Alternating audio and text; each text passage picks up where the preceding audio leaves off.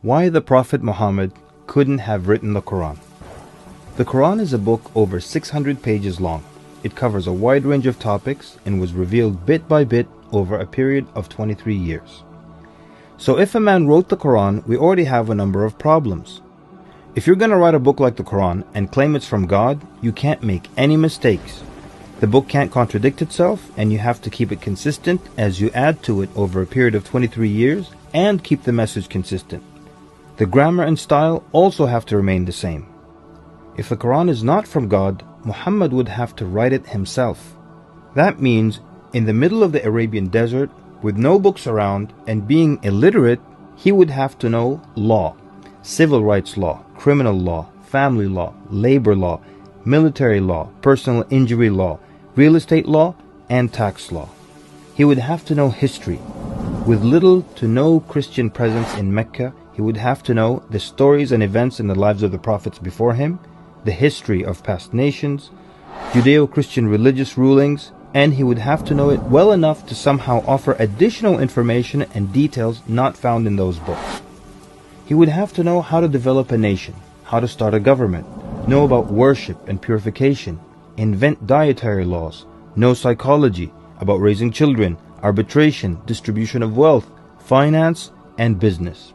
In the area of science, he would have to know embryology, oceanography, about plate tectonics, cloud formation, UV rays, know about plants, mountains, bees, the human brain, the Big Bang, and the expansion of the universe.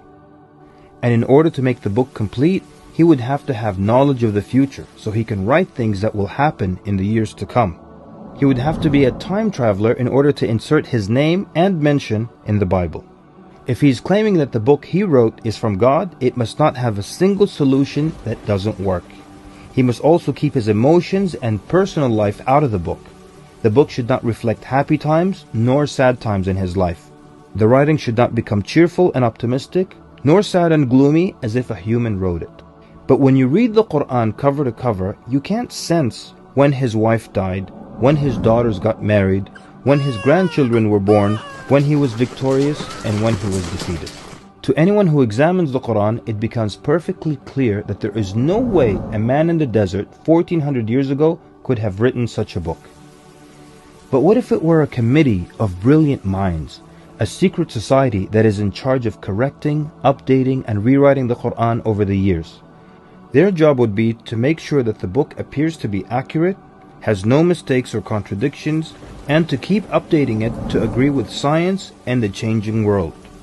If that were the case, then there would be other versions of the Quran. Due to edits and improvements, we would have new edited versions and old versions with mistakes. You would be able to detect different writing styles and influences from the different authors. The problem with all of that is, there is only one Quran. So one man didn't write it, and a committee didn't edit it, so where did it come from? What if clever devils dictated and influenced a man to write the Quran?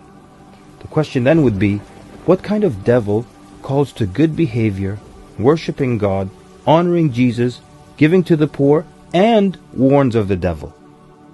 Any way you analyze the Quran, you come to a clear conclusion. It could not have been written by a committee, a devil, nor the Prophet Muhammad. Since it's impossible for Muhammad to have written it, then that means he was truthful in that it is from God. If it is from God, that means he was a genuine prophet. And if he's a genuine prophet, then his message should be heeded and obeyed.